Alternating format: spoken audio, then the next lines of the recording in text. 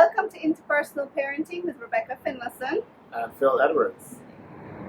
It's summer 2019. Children are out of school. What's the plan? I mean, the amount of summer camps overwhelmed me. True. So, in order to what do you choose for your child?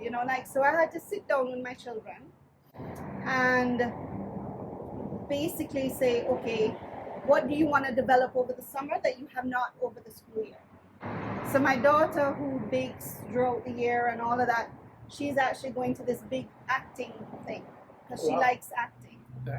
And my son, in his report card, said I must build his leadership skills. And ironically, there was an actual camp called Leaders of Tomorrow. So that helped. Perfect. There's so many things that are happening, and it depends on the child. So you always have the camper or the child who, I don't want to be here. I don't want to do anything. Really? I prefer to stay home. I'm grown enough. I'm big enough to stay home by myself. Yeah. So those are some of the challenges that parents will face. For that case, I would look up to different programs and things of interest. Perhaps some of their friends may be attending. Or the always parental challenge of take on a new task. Yeah. And so you may not like something initially, but the challenge is introducing them to new things. And then you bring that home. So if you send your child, for example, to a music camp, you, the parent, can't be not into music. When that child comes home, ask what they've learned, give some time aside. If you have a musical gift, perhaps say, you know what, I learned to play the piano or the keyboard as well. And you make up little fun, take out your cameras, your YouTube, whatever it is, and make up some fun songs together. So that whatever they're learning can be incorporated at home and in everyday life. So I like that tip. If they're not accentuating things that they haven't for the summer, they can learn a new skill, maybe, or something they've never tried before. Without the report cards, without the pressure of school, it's more of this is a lifelong skill. And if you actually have them apply it, such as on YouTube or somewhere else where they can put it to use, it makes relevance. You know what I also love about that idea and what we can do for summer is building resumes. Yes. So, for example, with my eldest son, he did engineering at MIT for the summer because they allow you into these exceptional programs in the summer that you may not be able to access, or it was a leadership for engineering, and that went on his resume, and he was 16 years old. So also look at camps once they're 12 and up because they're starting to build their resume. I'm actually glad you touched base on that age category. Yeah. That is by far, probably from my experiences, the most challenging youth to engage, or age group, to engage for the summer is 12 and up. Yeah, well, my son wants to work. Okay. He's dying to earn money for himself. So when I told him that it's a lot of building resumes and when it comes to your future job, he was like, okay, I'll do it. I think we don't listen to our 12-year-olds and our tweens because they're caught between being a child and a teenager.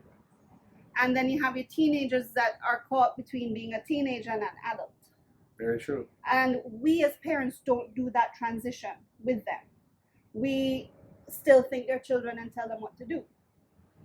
We now have to start gradually transitioning from telling them what to do to listening and then advising them what to do. And letting go. Letting go is a challenge as a parent. You laugh, but let it. No, you're going to put all this into practice. You're going to put all that into practice, and then you've got to step back and say, okay, voila, let's see what they do with it. Yeah, because between 12 and 16, you're tweaking. True. But you don't know what to tweak unless you let them out.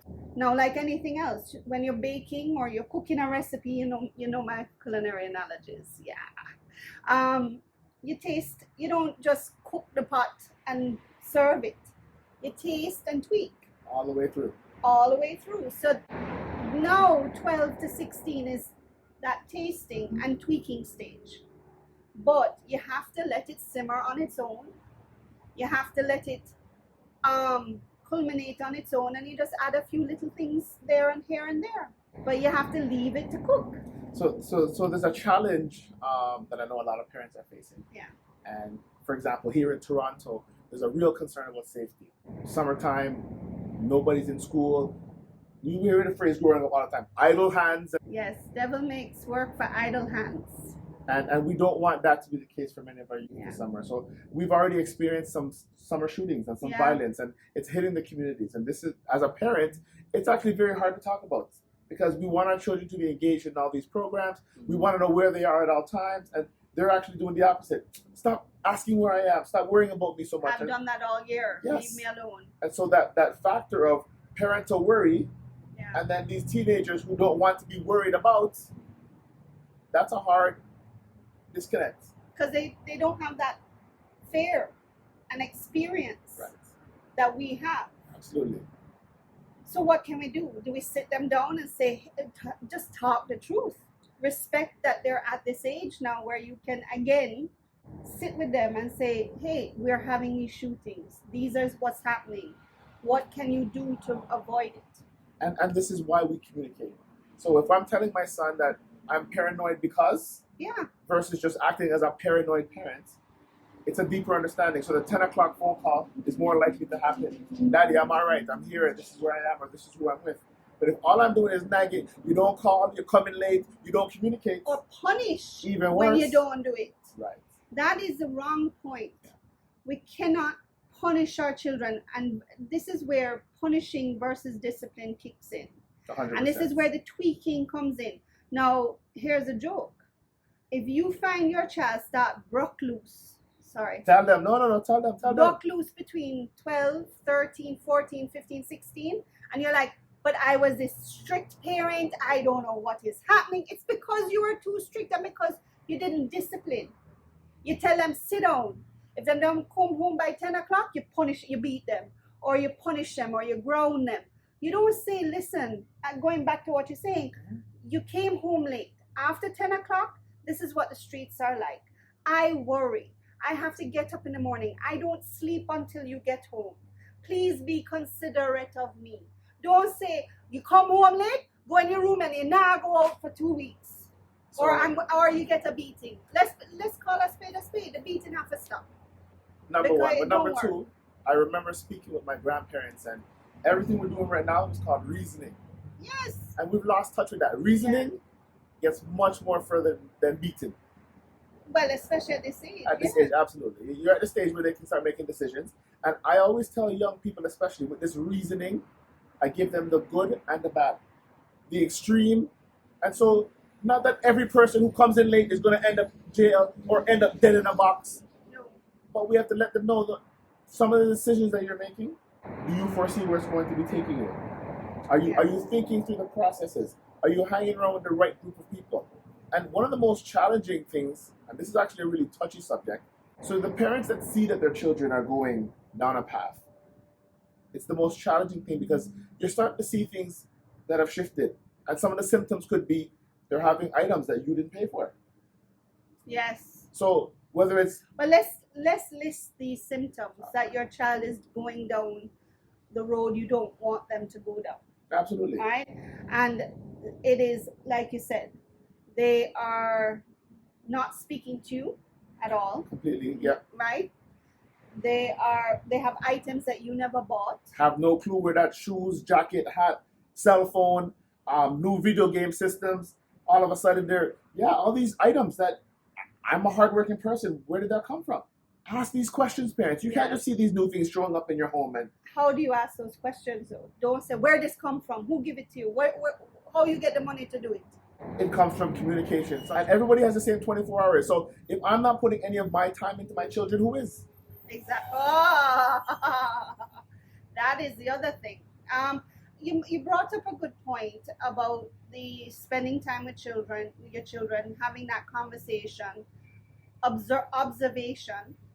The other thing is having an open door policy. Yeah. So I'm going to add to that open door policy is an open door policy to people. So there have been moments where my sons felt that there were things they may not be able to communicate to me.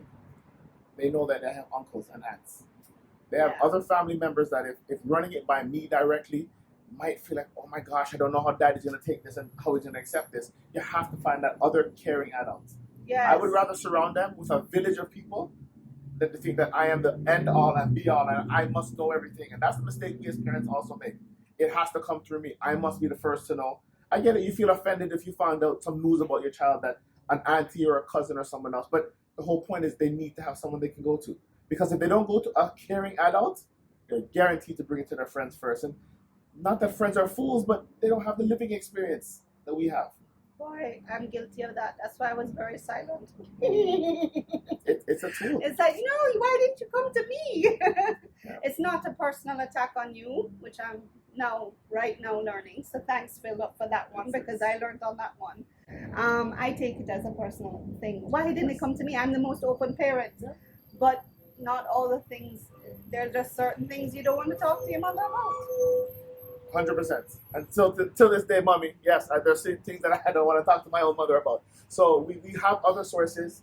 We surround our children with good people, and we have to encourage them that it's important that they find a caring adult. I cannot stress the importance. And remember something as well. Every child is different. For those with multiple children, my eldest will tell me everything because I just have that relationship with him. In fact, TMI a lot of times. But my daughter may not be the same way, or my little one may not be the same way. So we have to respect the fact that our children, even though they come from the same place or out of the same place, it don't mean that they're the same child.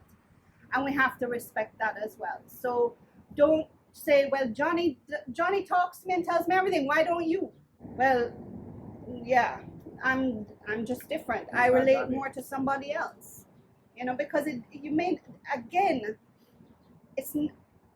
you're a parent, but you also have your own personality as an individual. And sometimes there are aspects of your child's personality that clashes with your personality, not as a parent.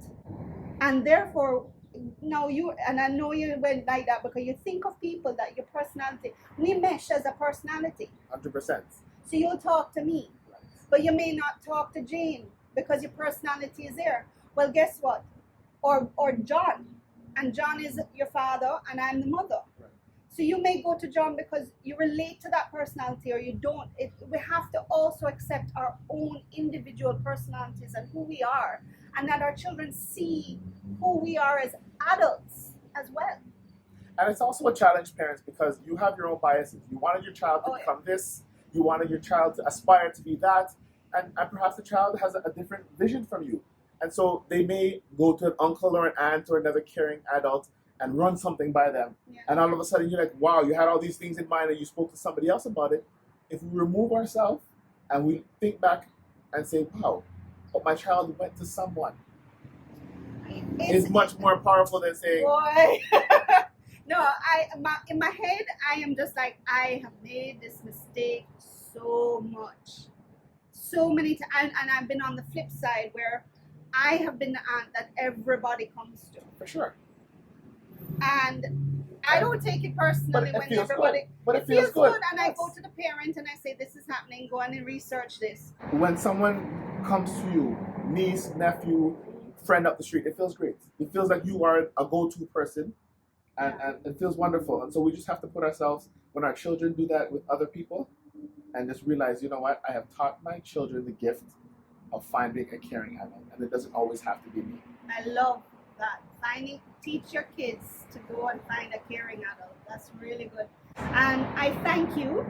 I want to thank my village. I'm really thinking about it now. And I do have a village that my kids go to, and I need to stop not thanking them. But yeah, you're right. I'm guilty of it. So thank you for that, because that's a huge break in an advice, and especially at summer. And thank you for watching. Here are the tips from the show today. Find a camp that helps your child to build their confidence, expose them to new things, and build their resume. Teach them to be considerate of your caring for their safety, not punish them for making you worry. And if you can't relate to your child because of a personality clash, teach your child to find a caring adult in your village that you both trust. This is a production of Interpersonal Parenting, growing strong family trees together with Phil Edwards and Rebecca Finlayson. We'd love to hear from you, so leave a comment on Twitter or Instagram or Facebook. Twitter and Instagram is Parent With Us, or Facebook is Interpersonal Parenting. Have a great parenting week.